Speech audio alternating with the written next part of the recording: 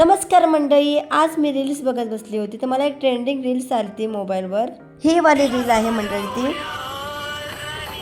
तर मी विचार केला चला आज मी पण ही रील काढते, पण त्याआधी मला साडी शोधावी लागेल. जास्त वेळ तर मला साडी शोधण्यामध्येच गेला मंडळी, कारण की मी खूप जास्त कन्फ्यूज होते की कोणत्या कलरची साडी घालू. फायनली मला साडी भेटली होती मंडळी. थांबा दाखवते कोणती. ही बघा मंडळी, पूर्ण ब्लॅक साडी आहे आणि याला काठ आहेत पिंक कलरचे.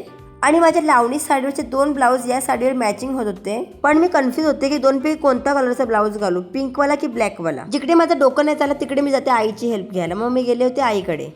मम्मा मला हेल्प पाहिजे तुझी.